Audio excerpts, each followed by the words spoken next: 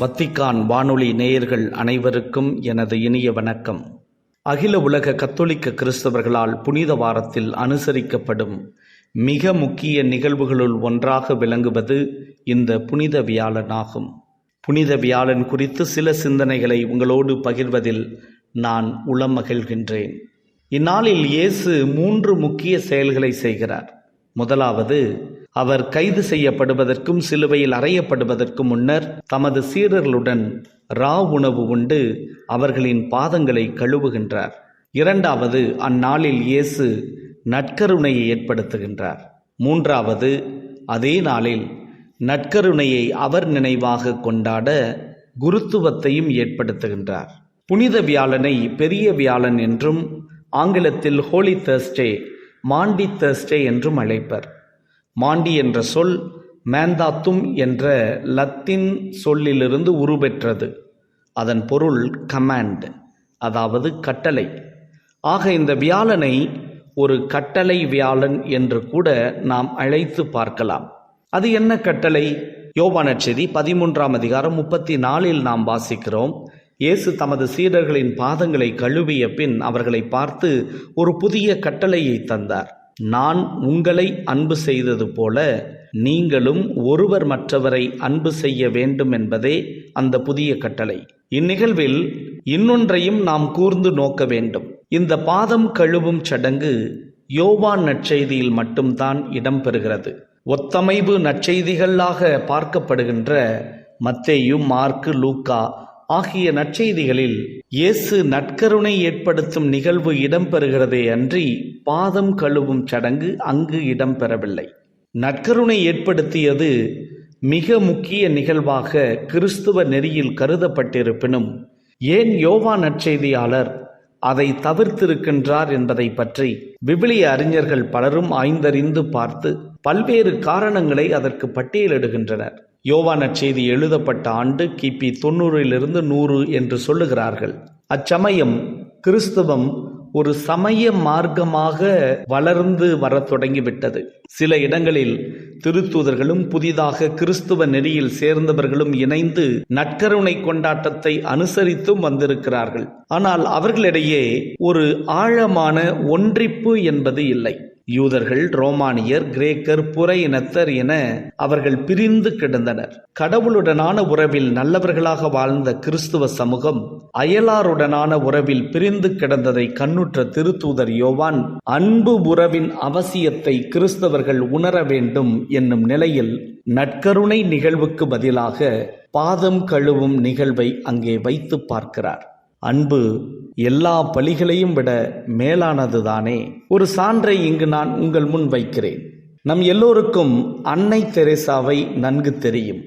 நம்மில் எத்தனை பேருக்கு ஆர்ச்சி பிஷப் ஹென்றி செபாஸ்டின் டிசூசாவை தெரியும்? இருவரும் ஒரே நேரத்தில் சமகாலத்தில் கல்கத்தாவில் பணியாற்றியவர்கள். ஒருவர் தெருக்கள் தோறும் ஏழைகளை தேடித் திரிந்தார். இன்னொருவர் ஆலயங்கள் தோறும் சென்று மந்தைகளை பராமரித்தார். ஒருவர் புண்களை ஆற்றிக் கொண்டிருந்தார், இன்னொருவரோ போதித்து கொண்டிருந்தார். ஒருவர் தொழுநோயாளர்களுடைய புண்களில் தோன்றிய சீல்களை அகற்றி அவற்றில் நல் இரத்தம் பாய்ந்திட மருந்திட்டு வந்தார். இன்னொருவர் திராட்சை ரசத்தை இயேசுவின் திரு இரத்தமாக மாற்றிக்கொண்டிருந்தார். யார் முன்னவர் யார் பின்னவர் என்பது நமது வாதம் இல்லை. யார் இவர்களில் பெரியவர், யார் இவர்களில் உயர்ந்தவர் என்பதை பற்றியெல்லாம் நாம் பேசவில்லை. பாருங்கள், காலம் என்ன காட்டுகிறது? இருவரும் ஒரு நாள் மரித்து போகிறார்கள். ஆயர் செபாஸ்டின் டிசூசாவை கல்கத்தா தங்கள் பேராயர் என போற்றியது. ஆனால் உலகம் அவரை அறிந்திடவில்லை. ஆனால் அன்னை தெரேசாவை புனிதை என்று உலகமே போற்றியது. கடவுளும் அதனை திரு அவை வழியாக அங்கீகரித்திருப்பதும் நமது கவன ஈர்ப்பு. அன்பும் அறமுமே கடவுள் அங்கீகரிக்கும் ஆன்மீக செயல்கள் என்பது நமக்கு எப்போது புரிய போகிறதோ தெரியவில்லை. களைப்பினிலும் துயரினிலும் பங்கில்லை என்றார், என் விருந்தினிலும் மகிழ்வினிலும் பங்கில்லை என்பே. உதவு தோழனே, எனக்கு உதவு தோழனே.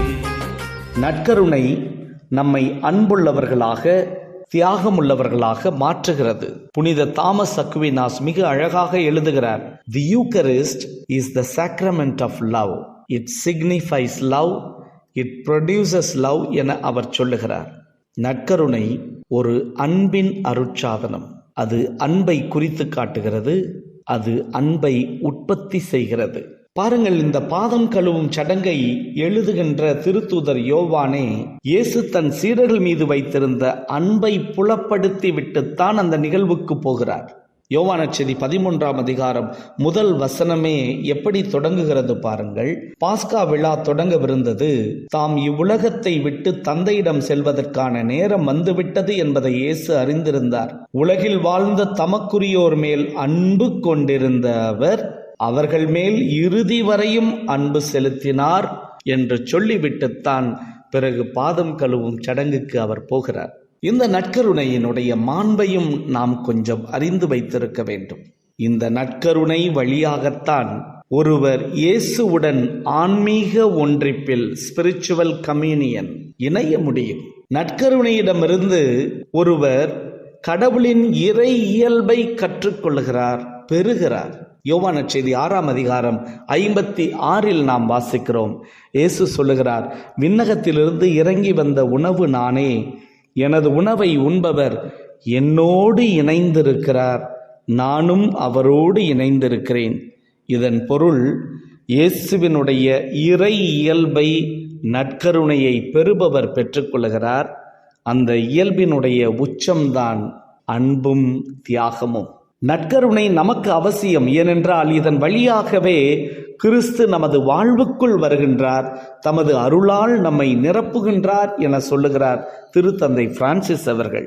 நமது மேனாள் திருத்தந்தையும் புனிதருமான 2ஆம் ஜான் பால் கூட எக்லேசியா தி யூக்கரிஸ்தியா என்கிற சுற்றுமடலில் Eucharist is the source and centre of Christian life என எழுதுகிறார்.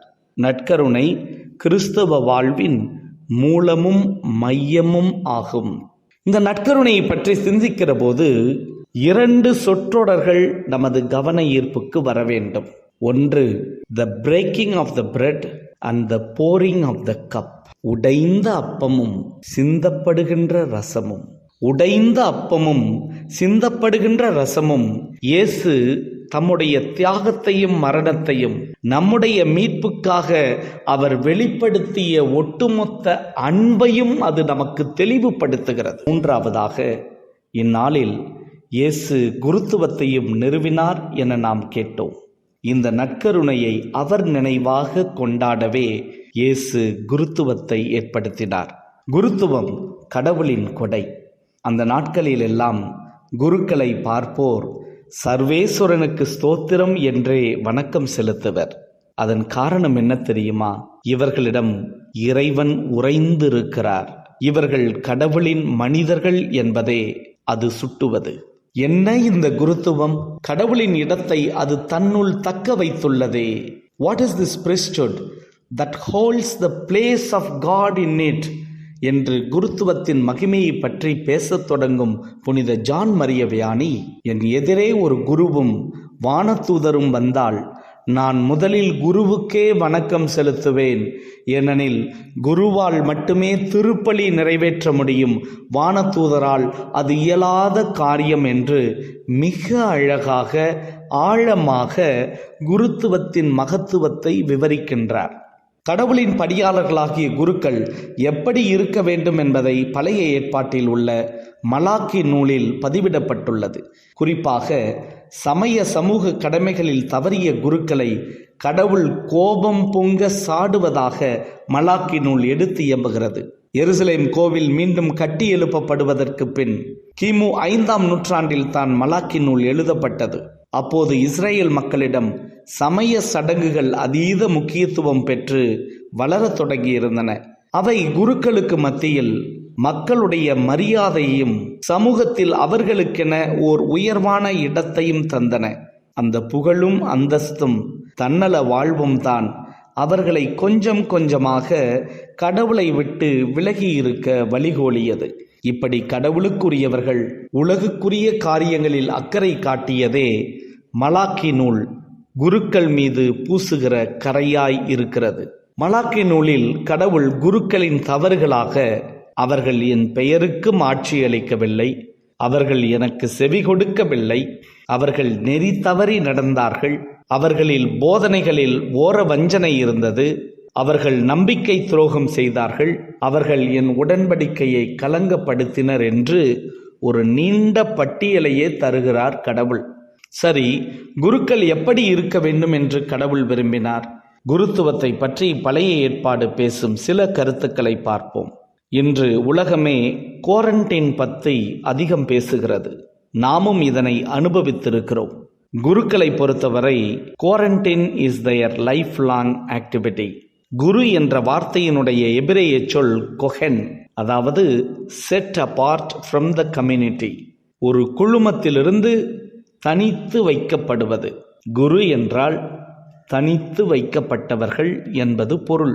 ஒருவேளை கொஹன் என்ற வார்த்தையிலிருந்துதான் குவாரண்டைன் வந்ததோ என நினைக்க தோன்றுகிறது. இணைச்சட்ட நூல் 10வது அதிகாரத்தில் லேவியரை ஆண்டவரின் திருப்பணிக்கென கடவுள் தனித்து வைத்தார் என்று நாம் வாசிக்கிறோம். அதனால் குருக்கள் நிலம் வாங்க உரிமை இல்லை, சொத்துரிமையில் அவர்களுக்கு பங்கு இல்லை. காரணம், கடவுளே அவர்களின் சொத்தாக இருக்கிறார். ஆம், குருக்கள் ஆண்டவருக்கென தனித்து வைக்கப்பட்டவர்கள். அவர்கள் கடவுளுக்கு உரியவர்கள். யோவேல் புத்தகம் 1ஆம் அதிகாரம் 13இல் நாம் வாசிக்கிறோம், குருக்கள் கடவுளின் பணியாளர்கள். அது சரி, கடவுளின் பணி என்பது என்ன? யோவான் நற்செய்தி 21ஆம் அதிகாரம் 15இல் நாம் வாசிக்கிறோம், இயேசு பேதுருவிடம், சீமோனே, நீ இவர்களை விட மிகுதியாக என் மீது அன்பு செலுத்துகிறாயா என்று கேட்கிறார். அதற்கு அவர், ஆம் ஆண்டவரே, அது உமக்கு தெரியுமே என்றார். அப்போது இயேசு அவரிடம், அப்படியெனில் என் ஆட்டுக்குட்டிகளை பேணி வளர் என்றார். கடவுள் மீதான ஒரு குருவின் அன்பு மனித ஆன்மாக்களை அன்பு செய்வதிலேதான் முழுமையடைகிறது. சிறுவன் சாமுவேலின் குருமட வாழ்வை விவரிக்கும் சாமுவேல் புத்தகம், சிறுவன் சாமுவேல் வளர்ந்து ஆண்டவருக்கும் மனிதருக்கும் உகந்தவனாய் இருந்து வந்தான் என்று குறிப்பிடுகிறது. கடவுள் பணியும் மக்கள் பணியுமே குருத்துவத்தின் இரு கண்களாக இருப்பதை நாம் புரிந்து கொள்ள முடியும். கடவுள் பணியையும் மக்கள் பணியையும் தானே இன்று எல்லா குருக்களும் செய்கிறார்கள். அப்படி இருக்க அவர்களுக்குள் பிரச்சனை எங்கு முளைக்கிறது? கடவுளை விட உலகத்தோடு இருப்பதும் கடவுளை காட்டிலும் தனக்காக வாழ்வதும் தான். சுருக்கமாக சொல்ல வேண்டுமென்றால் சுயநலமும் உலக இன்பமும், இந்த இரண்டும் தான் குருக்கள் வாழ்வில் இன்று எழுகின்ற மிக பெரிய பிரச்சனைகள். மத்தேயு நற்செய்தி 6ஆம் அதிகாரம் 21இல் நாம் வாசிக்கிறோம், எவரும் இரு தலைவர்களுக்கு வேலை செய்ய முடியாது, ஏனெனில் ஒருவர் ஒன்றை சார்ந்து இன்னொன்றை புறக்கணிக்க வேண்டும் என்று சொல்லுகிறார் இயேசு கிறிஸ்து. உலகோடு ஒன்றி நின்று கடவுளை புறக்கணித்ததுதான் குருக்களை குறித்து மலாக்கியில் வெளிப்படுகின்ற கடவுளின் கோபம். கடவுளா, உலகமா? இந்த போராட்டம் எல்லா காலங்களிலும் வாழ்கின்ற இனி வாழப்போகின்ற எல்லா குருக்களுக்கும் இருக்கும் என்பது நாம் அறிந்த ஒன்றுதான். இந்த போராட்டங்களில் குருக்கள் வெற்றி பெறுவதையும் தோற்று போவதையும் நான் ஒரே நேர்கோட்டில் வைத்தே பார்க்கின்றேன். கல்வாரியில் இயேசு உயிர் விட்டார் என படிக்கும் வாசகனுக்கு அது வெற்றியா தோல்வியா என்பதற்கு கிடைக்கும் பதிலே இதற்கும் நிற்கும். குருக்கள் வானதூதர்களை காட்டிலும் உயர்ந்தவர்களாக பாவிக்கப்பட்டாலும் அவர்கள் வானதூதர்கள் இல்லை. அதனால் தான் புனித அகுஸ்தினார் புனித குருக்களை தேடுவதை விட குருக்களில் புனிதத்தை தேடுங்கள் என எழுதுகிறார். தனது பலவீனங்களில், தன்னல தேடல்களில், கோபதாபங்களில், உலக இன்பங்களில் குருக்கள் விழுந்தாலும் என்னை அழைத்தவர் நம்பிக்கைக்குரியவர் என்று தனது அன்றாட சிலுவைகளை சுமந்து கடவுளுக்கு பின் நம்பிக்கையோடு ஊர்ந்து செல்லுகிற குருக்களின் புனிதம் போற்றப்படுக. எங்கோ நான் படித்தது, நமது குருக்கள் நம்முடைய சுமைகளை மட்டுமல்ல, அவர்களுடைய சுமைகளையும் சேர்ந்தே சுமந்து நிற்கிறார்கள். உங்கள் ஜெபம் இந்த நாளில் குருக்களில் புனிதத்தை கூட்டட்டும். நன்றி.